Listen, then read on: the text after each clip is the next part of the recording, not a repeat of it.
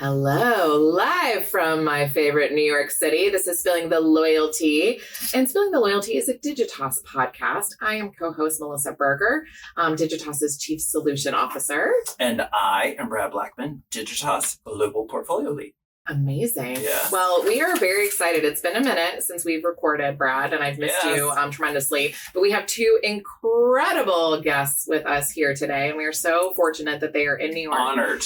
Spending time with us in this beautiful green room, literally green. Yes, we're in a green room. So thank you guys for joining us so much. And if you don't mind just introducing yourselves, let's start there. Absolutely. So I'm Lashawnda Goffin, CEO at Colossus SSP, a direct digital holdings company. I am from Brooklyn, New York. I currently reside in Georgia, so I call myself a peach with an apple core. Oh, I like that. I love that. Yes, I will never let go of my Brooklyn roots anytime anybody. Where do you live? I am from New York. I live here. Mm-hmm. I'm not from here. No disrespect to, the natives. I'm not from there either. Okay, so then it works. Okay, I think a lot of people are not from there. It's hard to find a native, but just as it relates to my experience, I have over 18 years of experience in this space. Started out as a buyer, did planning, sales.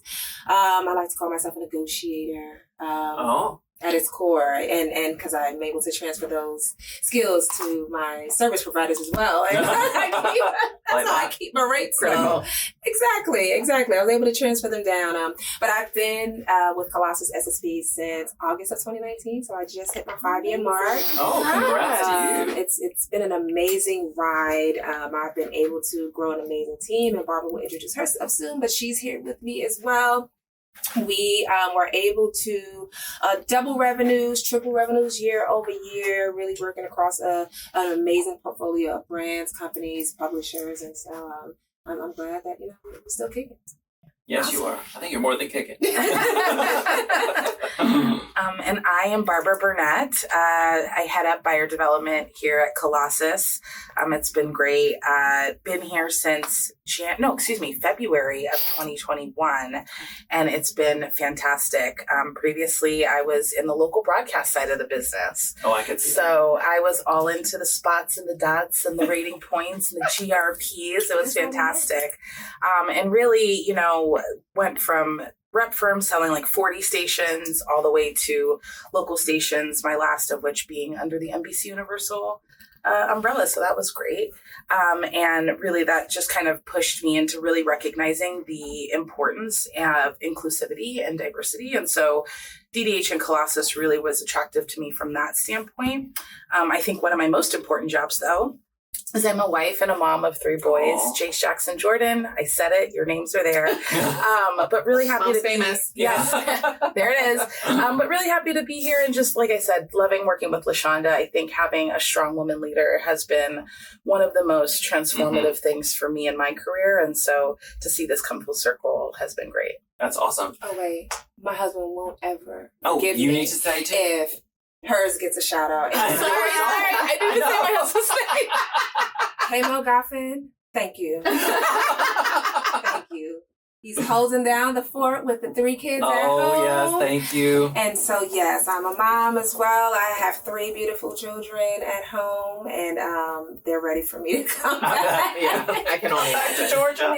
Yes. Oh, my goodness. Well, as Melissa said, we're honored to have you both today. I think this has been in the planning for a while. So we first met you both at Cannes this summer, and there was immediate connection.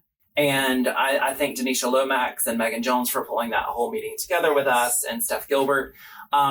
We know, Melissa and I know what Colossus is, but from an elevator pitch perspective, because we have listeners who might not know, and they will now, we want to direct everyone to you. Yes, thank you. A little bit of elevator pitch of Colossus, and then we'll kind of get into some nitty gritty. Absolutely. So Colossus, you kind of think at the DDH level, advertising for all. And so with Colossus, we are an SSP, very intentional about making sure that the marketplace is equitable, it's fair, and it's a representation of what you see outside of your windows. So we're really, really keen on fostering a culture of inclusivity.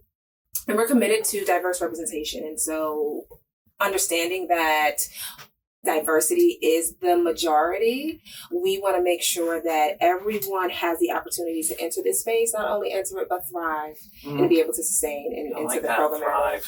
Yes, because it's not just about, getting through. It's about being able to stay and have really lasting power. So we offer educational resources to publishers who don't understand the space.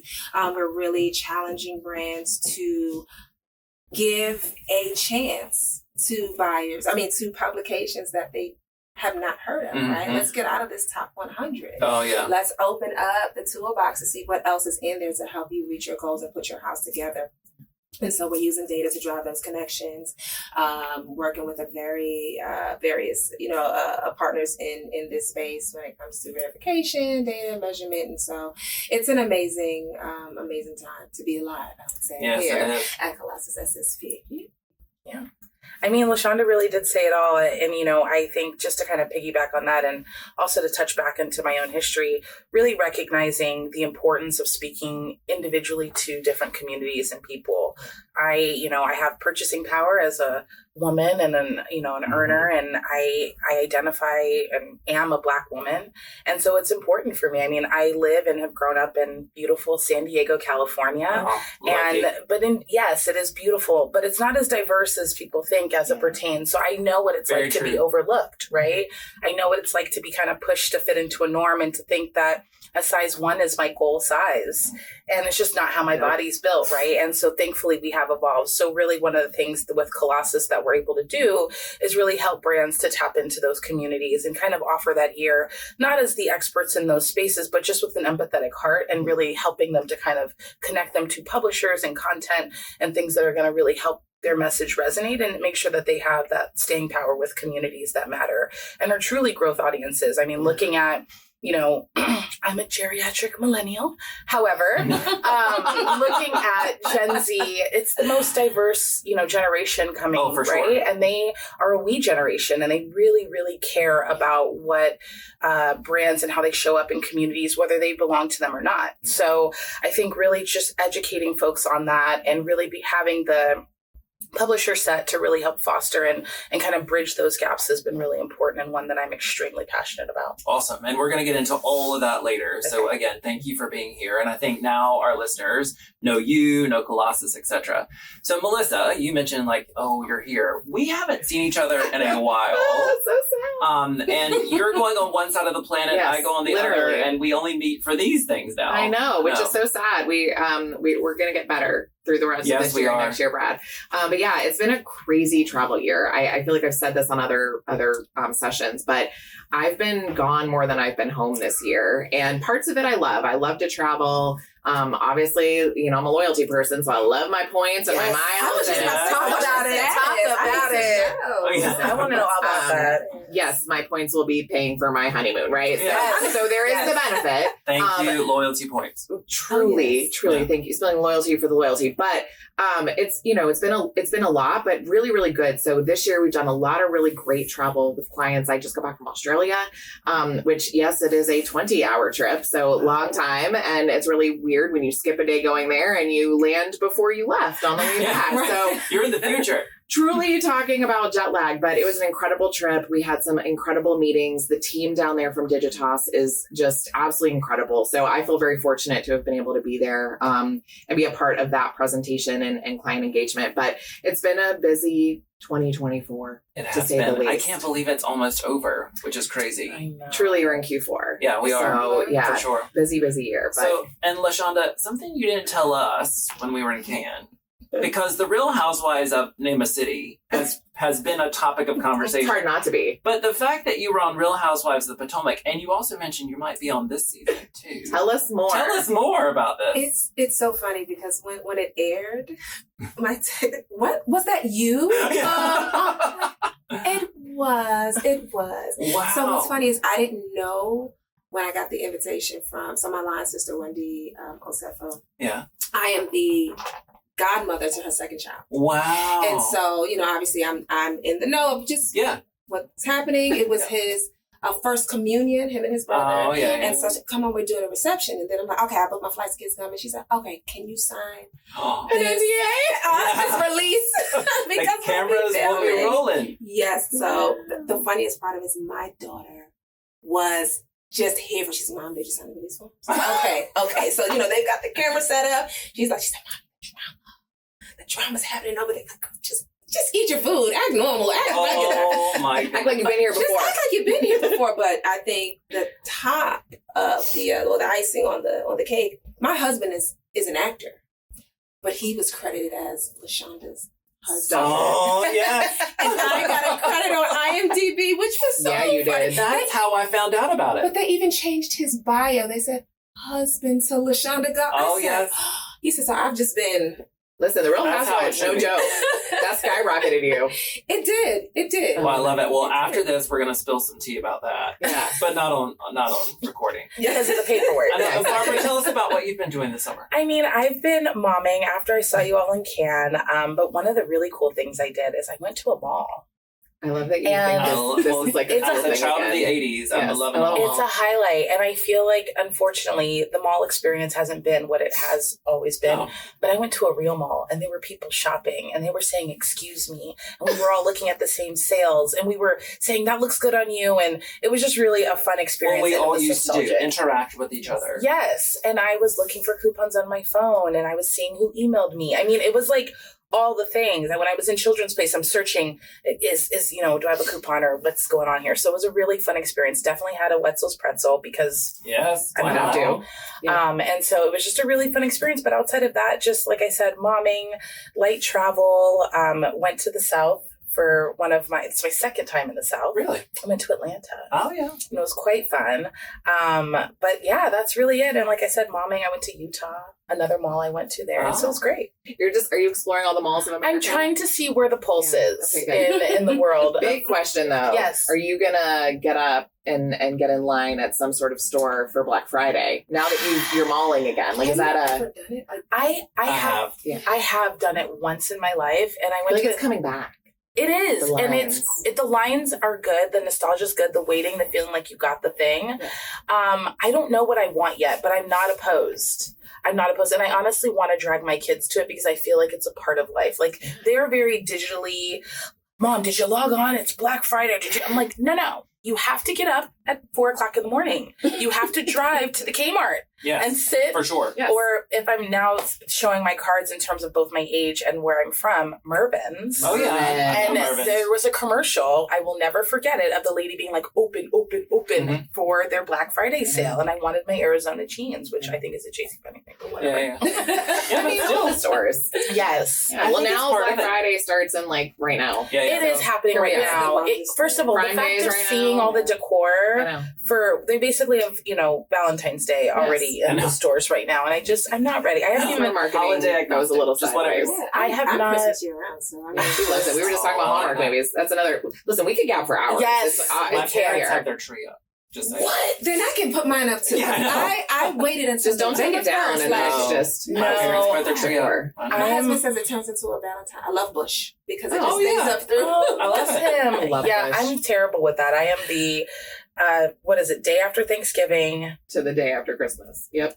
Absolutely not. Yeah. I know, Listen. but I love the way Christmas feels. I will tell you That's that. beautiful. It makes my house feel full. It then tells me when we take it down, I need to buy more things, and then I get back to checking where I have status and points and see where I can flex my shopping addiction so There you go. that I can justify it to my husband. Oh, But it was 50% off if I bought it today. Yes. He said it's free if you didn't buy it At all. Oh. I always share. It's not the you want right to know how much I bag. saved today?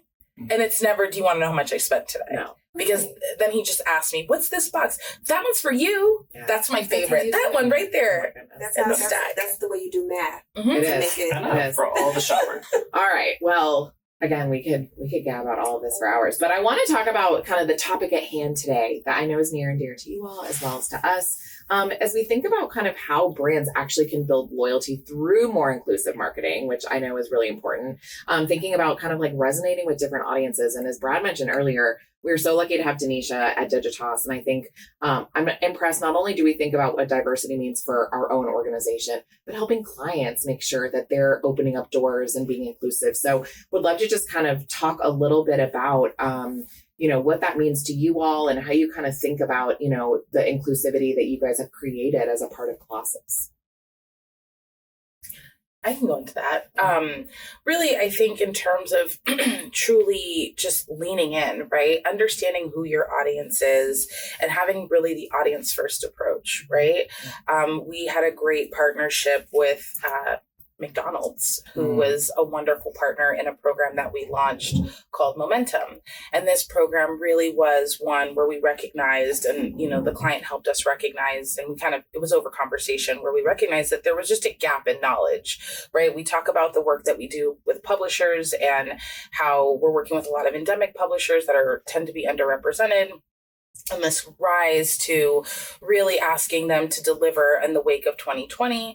And so we also recognized there that there was a knowledge gap. They didn't know what programmatic was. They're asked to put ads on put ads on their website and drive all this traffic, but they really didn't understand what they were doing, which then led to some other things down the line. But one of the things McDonald's really cared about was kind of filling that gap. Mm-hmm. And they really stepped in and helped us in terms of our vision of curating this platform of education to help publishers and really create this safe space for brands to activate. And McDonald's has a really keen insight on their audience. They know who they are, what they do, and they don't try to be phony about it. I think one of the great things that they do is they're engaging with their audience and they recognize those growth audiences and the power of them. Really just looking at the communities too, I think, just kind of leaning on that, you can see different pockets and where McDonald's and other companies have really taken the time to understand where they fit within the community, not making the community fit within them. So it leads to a more authentic experience, which has really helped. I think that that's definitely one way, or a couple ways rather, that brands can really do that. And I think when they get into the aspects of leaning outside of their authenticity box, it's when things kind of go awry and it just feels terrible and doesn't feel authentic. Absolutely. I think, you look at brands like AT&T, PepsiCo, and you mentioned earlier in the chat that this generation is a lead generation. So the brands can't look at their target audience as just a target audience because they're looking back at them at what are you doing for me? No, exactly. I'm spending my money, but how are you helping my community? And I think AT&T does a really good job. I think, when you look at those programs, even going and funding programs for HBCUs and just providing those kind of opportunities in those think tanks. And it really does not fall on deaf ears because this generation is watching. And when you look at how when you think about a we generation, if I'm looking at how you're treating the person or the generation that came before me, that'll tell me, okay, I'm able to support you, or how you're treating my neighbor. Yeah. It's not just about me. It's not just about my race, my culture, my beliefs. And I think that's a beautiful thing, which is why we have to really pay attention to the way that we are now targeting, because even if I'm not your target audience today, I'm gonna go through menopause, and so I'm gonna need something that you're selling later, later on down the line. Don't wait until I need the product. I want to know about it as I'm leading up to the need for it. And so it's an interesting take when you really kind of think about the mind of the generation behind us, and it's so crazy to say that. I just turned 40, and I'm like, I have not felt old until. Listen, I'm 48. We're young. Come on.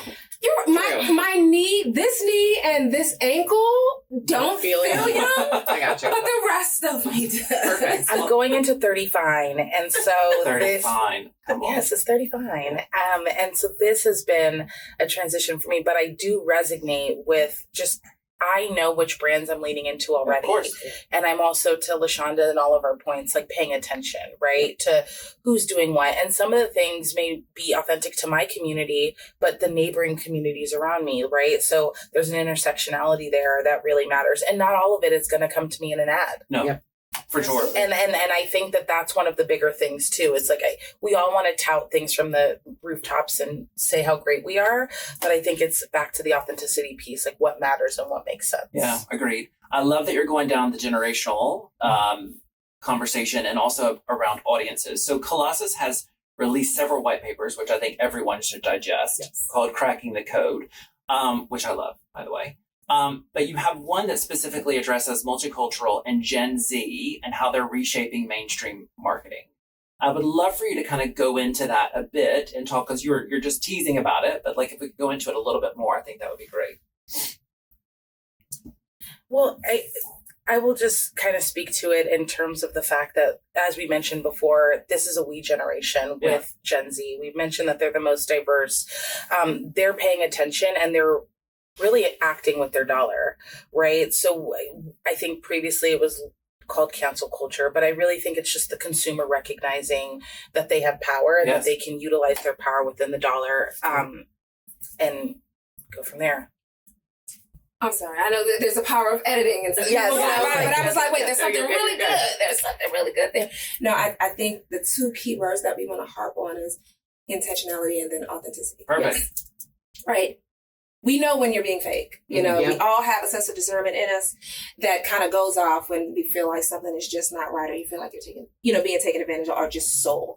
But I think what really is great about what brands, and I'd like to take it back to McDonald's just because of their investment and their intentionality, especially with working and seeing how our core values aligned. They knew they had a target audience, but they wanted to learn about that target audience first, so that way they can address them appropriately, address them in the right way. And so it's really about taking it a step further. It's not about going from the top of the funnel to the bottom of the funnel. You have to inject the people in between, not just the numbers and not just, and so it really is important. It's just about seeing you, the reflection of you in the ads as well, the vernacular, understanding how we talk, what means something to us. And to Barbara's point, what means something to me doesn't mean something to you. But how do you package that up? Mm-hmm. It requires conversation and it requires intentionality. And you can see when someone has actually taken the time to understand, learn you in order to actually service you. And that's why Colossus SSP exists, right? We are a representation. It's a melting pot of our staff, right? It's led by two African-American men.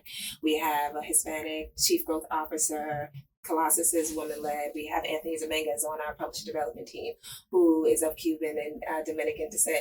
So we can tap into each other about, okay, we have these conversations internally. Is it Latinx or Hispanic? Mm-hmm. We want to make sure we're getting this thing right, because to the cancel culture point, you don't want to offend anybody either. Yeah, but you're having the conversations. Yes. Right? You're putting it on the table. Yeah. Yes. And just to get back to the white paper you mentioned, I mean, it's one that we commissioned with Horowitz Research, and lots of online surveys, and we had a really great response, excuse me, and we recognize really that like 57% of all consumers really do recognize that multicultural communities have significant influence on their brand preference. And that, I mean, when we talk about multicultural, that's not even including the LGBTQ plus community, right? Exactly. Which is embedded, and would make the number even larger. Really, again, 81% of Gen Z consumers report that diverse voices have really a large amount of influence on how they make decisions. And so those are numbers that are shape-shifting. Yes. They are make or break, right? And I think brands have recognized that it's imperative that they pay attention to those voices. And, with the term receipts, to go back to our Housewives reference, yes. Gen Z has receipts and they are airing them. And so the authenticity piece really makes it even more important, because you don't want to get caught putting on a front, to come back to using another generational term from back in the generation that I hold dear to my heart. Yeah. And even when you talk about the influence comes from many different ways, right? You have your inner circle, you have your social circle, and you have those who you don't know. Well, that's where you have the Instagram, you have the TikToks, and you're looking to see, what should I do? Yes. And so keeping that in mind, you have to realize that the influence goes beyond your advertising. Your influence goes, it stops really with the first person who reaches it. And then if they say something about it, I'm going to take their word for it over the advertisement. Oh, for sure. And so and I like the study is so incredible, and we want to share it across with a ton of our clients as well. I was working with Denisha over the last few weeks just around kind of how we want to talk about our services around inclusivity and diversity.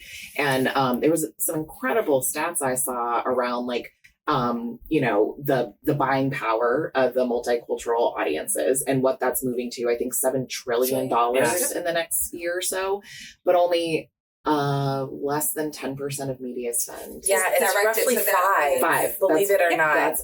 Yes. And that is less staggering. Than 10%. Less than 10, but then they make up over 50%. Right. I know. So that to me is like the population. So yes. the numbers huge opportunity. And I think for brands to wake up, work with you all, make sure that they're understanding that these audiences, if you ignore them, you are literally just leaving money on the table. And you're toast as well. Yes, and absolute toast. But I think also, I am a big advocate for brands to work with us as well. But I think looking beyond that top 100 in terms of the publishers, Absolutely. right? There are publishers with things to say, with very viable audiences who are engaged, who are committed, and are very loyal. And so I think ignoring them is really cutting, as my mother would say, cutting your nose to spite your face. That is so true. So well, and I love that you all brought up McDonald's. It's actually a client that I spend a decent amount of time on. Australia, Colossus, yes. And one of the things I love the most about them is their focus on culture, their willingness to try pretty much anything, obviously, with limits. But I do think they've done a really great job of thinking about different partners that work for them across their audiences, understanding that every market isn't the same, every owner operator isn't the same, how their advertising comes to life in different communities. So the fact that such a huge brand is a big partner of yours, like, that makes me love even more that I work with them. And it's been impressive just to kind of see the evolution of what McDonald's has been doing. And I love that Colossus is a big part of that. Yeah, they're very leaned in. I mean, really are. From the start. And, just to pat all of them on the back, when we were developing Momentum, it was a rough and by rough, I mean roughly in timing, it was a great time, 6 to 7 months of weekly calls that both the Starcom team as well as the client attended weekly. Yes, and I mean, it was a really beautiful presentation. The publishers got something from it. Out of a cohort of, I think, roughly 20 publishers, 2 to 3 of those publishers went direct with the client and were able to do kind of activations that were beyond what we were able to do programmatically. And I think that they wouldn't have had that exposure. I think, just in the day and times of what we're dealing with right now, everyone's asked to do more with less. Yep. And so to answer all of those knocks on the door from publishers who really do have great stories to tell, but agencies, buyers, clients directly, they A, don't have the capability, B, don't have the time, or D, or C, all of the above. Having the Momentum program was really a safe space for McDonald's to operate safely and kind of do a test on these publishers, invest in a program and in Colossus as a whole, where every dollar spent on Colossus is an equitable one. Whether it's by way of Momentum or it's working with us directly through other curated marketplaces that we can create, but really also recognizing that these publishers are being supported with ad ops. These publishers are in a safe space, and you can kind of really get a feel for that on that front. So it really was a beautiful experience, and just shout out to McDonald's and the Starcom and Publicis teams, because it really was a beautiful experience, and we're looking forward to our next cohort, which is coming soon. We've already in the works with that. So really excited to get that launched. And, there are other, I won't speak because we haven't signed the dotted line just yet, but Digitas teams have been very much engaged, and you know who you are. We're very excited to kind of see these things come to fruition. And Momentum is by far the thing that I'm always speaking about and really, really excited for, because I think, we were talking earlier about not saving lives. This is a way where we're able to kind of give back in a meaningful way, as well as kind of help debunk that myth of multicultural not being scalable, or there's no voice in multicultural. We only need to focus on these top 100. I just think that is not true. No, but I think the beauty of the Momentum program, and I won't harp on it too long, is that the experience that these publishers are surrounded with is what's going to really help them, right? So you have folks on my team who came from the publishing world, you have IDOPS, you have someone who was a buyer. We absolutely invite and encourage the brands that are sponsoring the cohorts to come and give real life feedback, understanding what the KPI is. Okay, my ad map isn't probably the best layout. Why am I not getting, higher viewability? Yeah. Why, just things like that. And because the Colossus team itself is made up of folks with that experience, we're making ourselves accessible. And so it's not talking the talk, like we are actually doing Yeah, you're in it. You've rolled up your sleeves and you're in it. Well, so you've mentioned, Melissa, that we have Denisha. Denisha's also friends of you both. She's also a Californian. Shout out to the Bay Area. So we are lucky to have her at Digitas because we're pushing brands in different ways because of what Denisha has put into all of us and all the systems that we have.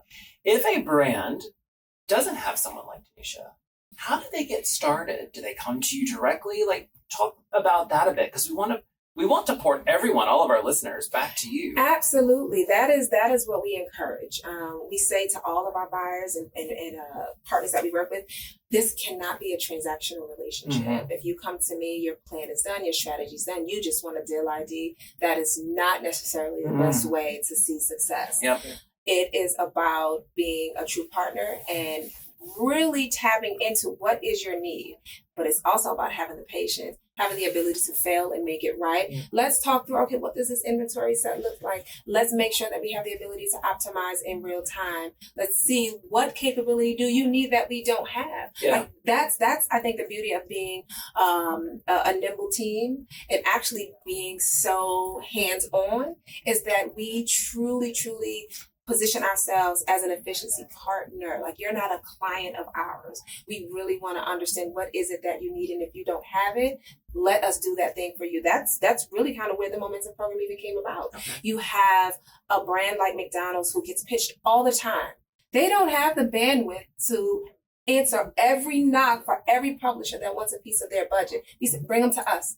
Let us curate them. Let us get them up in the space. And then you can see in a collective that this is what the opportunity is. And that's where you have the 2 or 3 direct RFPs that came out of that program, right? Yeah. And so that is why you would come to a Colossus, because again, we're actually doing the work. And when it comes to understanding audiences, it's ingrained in our DNA because we are that. We're living it. For sure. Yeah. I love that you're saying, like, bring us in.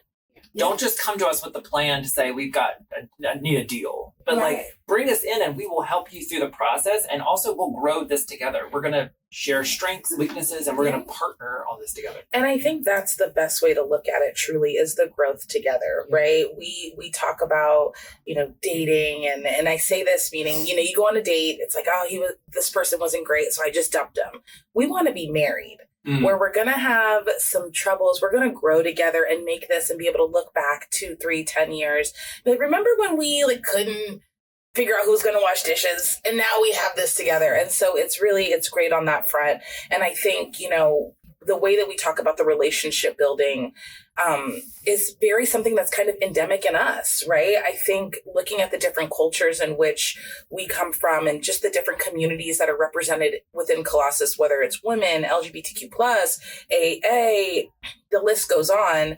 A lot of these folks and communities thrive in community. And so the transactional relationship that sometimes happens in business is so foreign to us because it needs to mean more. And as you look at these generations that are really mattering, we talked a lot about Gen Z, that's what it means. It's like, bring me in not just for my money.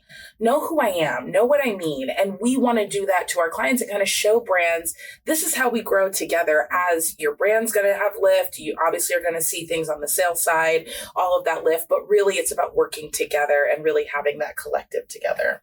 Love it. Oh, this is incredible. And I think to bring it back to loyalty, as we are about spilling that. We like to spill the tea. All of this to me drives better loyalty with customers, right? You're speaking to them from a community perspective. You're finding publishers that actually resonate with them. That's going to drive brand loyalty. So I think the McDonald's of the world really trying to help curate what you guys did for them. That's a great kind of opportunity for other big brands, because for them, it's understanding where your audience is, what publishers are going to resonate, how can we help make sure you're reaching all of your audiences. So again, at the end of the day, this is about marketing. This is about loyalty. So I just think what you guys are doing is incredible and driving a lot of loyalty for other communities that brands may not have otherwise. So we appreciate you guys coming on, spending time with us today. Thank you so much. What an incredible expect. So thank you so much. I mean, literally. I mean, and by the way, for those of you who don't know, Barbara gives the best hugs. I think the day we met, it was Thursday. Yes, it that was. long week. Yes. And Steph Gilbert and I think you almost brought us to tears because I think, at that moment you're like, you're missing your family. You've been on the road for a while. And she was like, I really felt, and you really give the best hugs. She hugged ever. your soul. Well, that's the thing. That's what it I is. give that. I will, may my mother rest in peace. She passed this year, but she used to always tell me that when you hug someone, the love from your heart needs to go to theirs. And so, you need to feel that transfer. Well, And she so when told you I'm right. giving a good hug, I try to do it that way. So, Well, we appreciate that. Yeah. Love it. Yes. And I'm glad it's a physical hug instead of virtual one. So I know. Energy AirPods. Yes. Exactly. But Well, we hope you all enjoy the rest of your week We and will. get home safely. We will be, Absolutely. heading back, not hit by the hurricane this time, but sorry to all our friends. Please be safe. Yeah, Yes, stay safe please for be sure. safe. Yeah, absolutely. Thank you. Yes. Take care. Thank you so much.